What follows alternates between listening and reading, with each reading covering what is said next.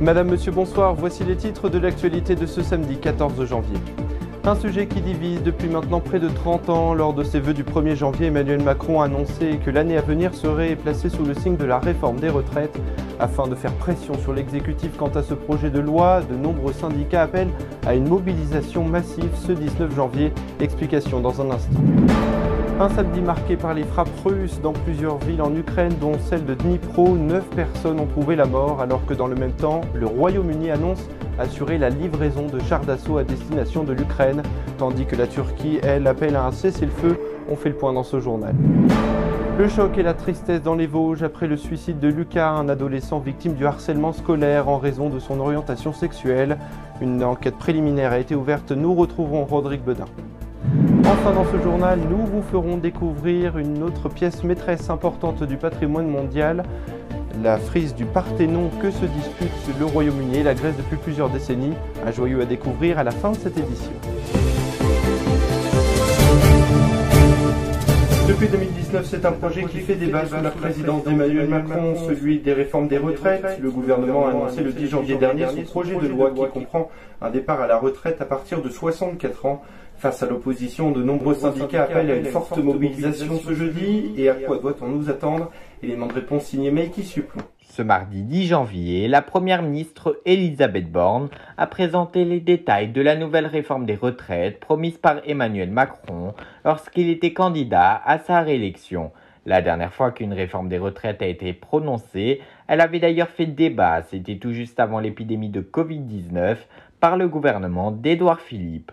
Concernant cette nouvelle réforme des retraites qui a été présentée, la Première ministre a annoncé que l'âge légal du départ à la retraite passera de 62 à 64 ans d'ici l'année 2030, soit pour les personnes nées à partir de 1968. Et il faudra donc cotiser 43 ans. Concernant les carrières longues, elles seront aussi prises en compte. Par exemple, pour les personnes qui ont commencé à travailler dès 16 ans, ils pourront partir, eux, à la retraite dès l'âge de 58 ans. Lors de cette prise de parole, la Première ministre a également annoncé que plusieurs régimes spéciaux vont être supprimés petit à petit. La Première ministre a également annoncé que la réforme rapportera environ plus de 17 milliards d'euros d'ici 7 ans aux caisses de retraite. Des grèves et des manifestations vont être organisées dans toute la France ce jeudi 19 pour s'opposer à cette nouvelle réforme qui fait débat depuis son annonce. La petite ville de Soledar, au cœur de combats acharnés de l'armée russe. Cependant, Moscou revendique la prise de celle-ci. Cette semaine, plusieurs villes ont été cibles de frappes ayant provoqué des coupures d'électricité dans la majorité des régions ukrainiennes. Dans le même temps, Downing Street a annoncé assurer le ravitaillement en chars d'assaut à destination de Kiev. Une annonce qui met le feu aux poudres quant au rôle de l'Europe dans la guerre entre la Russie et l'Ukraine. Meiki Supplon. Le chef du Kremlin, Vladimir Poutine, avait ordonné un cessez-le-feu la semaine dernière à l'occasion des fêtes de Noël orthodoxes russes, ce cessez-le-feu qui a été accepté par la suite jusqu'à samedi dernier où les combats ont repris. Les États-Unis ont eux annoncé cette semaine la venue de 50 blindés d'infanterie et d'environ d'une dizaine d'autres blindés.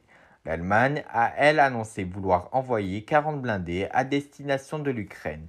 Hier, une frappe russe a touché un immeuble et a fait 64 blessés et 9 morts dans la petite ville de Dnipro en Ukraine. Le Premier ministre britannique, Rishi Sunak, a annoncé ce samedi la livraison de plusieurs chars Challenger 2 en Ukraine et également un système d'artillerie.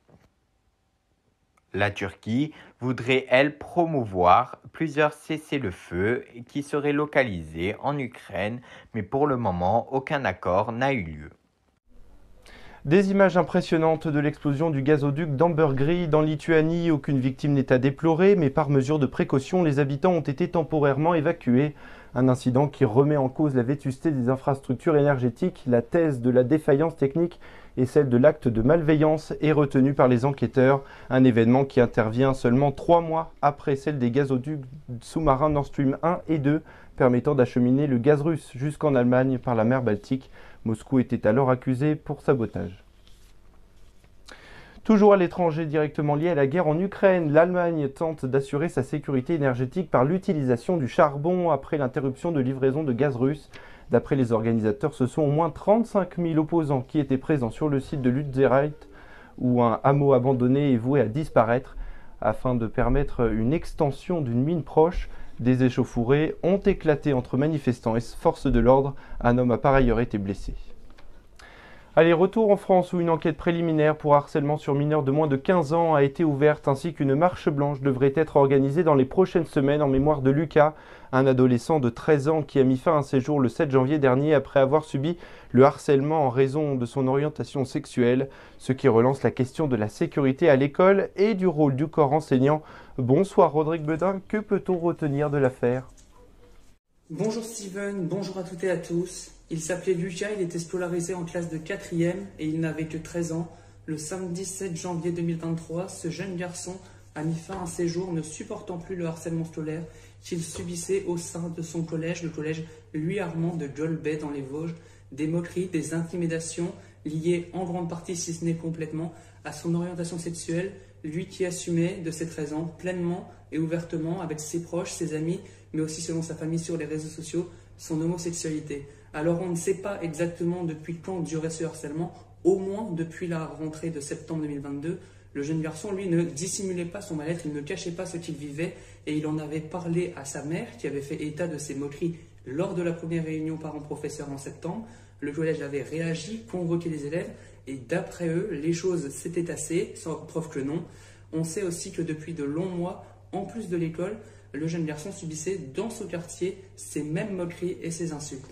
Alors côté judiciaire, la famille a annoncé déposer plainte contre X pour retrouver les auteurs de ce drame. Le procureur d'Épinal a lui annoncé l'ouverture d'une enquête ce jeudi pour 2 chefs d'accusation, harcèlement sur mineurs de moins de 15 ans et harcèlement scolaire. Une question centrale au cœur de cette enquête, le suicide de Lucas est-il lié au harcèlement que l'adolescent subissait au collège ? Il convient d'être prudent sur les liens de causalité, a prévenu le procureur. C'est la justice qui devra établir si des éléments permettent d'affirmer ou non qu'un acharnement moral a conduit l'adolescent à mettre fin à ses jours. On sait toutefois, toujours par les mots du procureur, que Lucas avait laissé un mot dans un journal intime expliquant sa volonté de mettre fin à ses jours sans toutefois faire référence au harcèlement qu'il subissait. Un drame qui a fait réagir le ministre de l'Éducation nationale, Pape Ndiaye, dans un tweet. Toutes mes pensées vont à Lucas, sa famille et ses amis. Le désespoir fonde ma détermination à empêcher toute forme de harcèlement. Aucun enfant ne doit trouver comme issue ultime le suicide. Des propos qui peuvent poser problème. Oui, il est question de harcèlement, mais à aucun moment ce message ne mentionne le caractère homophobe. Des responsables politiques l'ont d'ailleurs fait remarquer au ministre de l'Éducation. C'est pourtant la cause principale du harcèlement que subissait Lucas. Les obsèques du jeune garçon ont eu lieu ce samedi 14 janvier dans la plus stricte intimité familiale avec de la famille et des proches. La famille qui souhaite d'ailleurs organiser une marche blanche dans les prochaines semaines pour rendre hommage à Lucas et appelle tous ceux qui y participeront à porter durant cette marche un signe LGBT pour que le combat de Lucas ne soit pas oublié. J'ajoute enfin quelques numéros de soutien, d'écoute qui peuvent vraiment aider les plus jeunes dans cette situation. Le 30-20, le numéro vert non au harcèlement. Le 30-18, le numéro vert Net Écoute pour le cyberharcèlement et les violences en ligne. Et le 31-14, c'est le numéro national SOS Suicide. C'est une actualité évidemment que l'on va continuer de développer plus longuement, plus complètement dans les prochains jours sur notre compte Twitter @AR1info et sur notre site internet ar1info.fr. Merci beaucoup Rodrigue Bedin pour toutes ces informations. Tout autre chose à présent, côté ciel, dès demain est prévu le retour à des températures en dessous des normales de saison avant un épisode agité et venteux sur une bonne partie de l'ouest de la France. Des rafales de vent qui pourraient atteindre par endroits les 120 km/h. Par ailleurs, la neige pourrait être de retour la semaine prochaine sur les massifs montagneux mais aussi en plaine. Allez, quittons la fraîcheur de notre beau pays pour une toute autre ambiance qui oppose depuis plusieurs décennies la Grèce et le Royaume-Uni quant à la restitution d'une partie de la frise du Parthénon exposée au British Museum, une pièce maîtresse du patrimoine édifié entre 447 et 432 avant notre ère. Un petit bout d'histoire que nous raconte Émilie Dubac. Au British Museum, un morceau de la frise du Parthénon est exposé. Cette œuvre, venue de Grèce, est une des principales pièces du musée londonien. Ces 75 mètres de frise ont quitté l'acropole d'Athènes pendant la période coloniale. La Grande-Bretagne et la Grèce n'ont pas tout à fait la même version de l'histoire. Les uns parlent de pillage, alors que les autres disent qu'elle a été acquise légalement par un diplomate britannique. Le Parthénon, édifié au début du 5e siècle avant Jésus-Christ, est un des principaux temples de la Grèce antique. Ce monument, conservé, est inscrit au patrimoine mondial de l'UNESCO. Il comportait notamment une frise de 160 mètres de long, sculptée dans le marbre. En 1801, alors qu'Athènes est sous la domination ottomane, les Britanniques sont autorisés à effectuer des fouilles sur le site de l'Acropole. Dans ce contexte, des sculptures, des colonnes ou encore des frises en marbre sont récupérées par Lord Elgin, diplomate britannique. On estime que 50% du patrimoine de la colline a été exporté à Londres. Plus tard, le diplomate cédera des œuvres grecques au British Museum. Depuis 1816, les pièces sont alors exposées dans ce musée. Parmi elles, la fameuse frise du Parthénon. Cette frise est d'un côté l'héritage de la culture grecque antique, de l'autre, elle témoigne de l'histoire britannique. Dans le musée de l'Acropole, un espace est dans l'attente du retour de l'œuvre, mais la Grande-Bretagne ne souhaite pas restituer la frise. Depuis 1983, le débat sensible entre la Grèce et la Grande-Bretagne ne trouve pas accord commun. Pourtant, en novembre 2021, un compromis semblait être trouvé. Une loi interdit le British Museum de céder ou vendre des objets de sa collection. Ainsi, seul un prêt à long terme pouvait être envisagé. Ce mercredi, Michelle Domlan, la ministre britannique de la Culture, a pourtant annoncé « J'ai été très claire à ce sujet, je ne pense pas qu'elle devrait retourner en Grèce ». En réponse, Lina Mendoni, la ministre grecque de la Culture, a affirmé que le débat sur la question n'est pas clos. Le litige entre les Britanniques et les Grecs n'est pas fini. Et c'est la fin de cette édition. Toute l'équipe du journal se joint à moi pour vous exprimer tous nos vœux pour cette nouvelle année qui commence. En attendant, samedi prochain à 16h, Théo Torné évoquera dans son émission Vivre jeune la question de l'orientation post-bac qui peut s'avérer être un véritable parcours du combattant.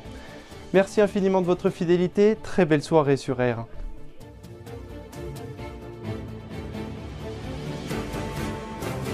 Retrouvez toutes vos infos sur le site ar1info.fr.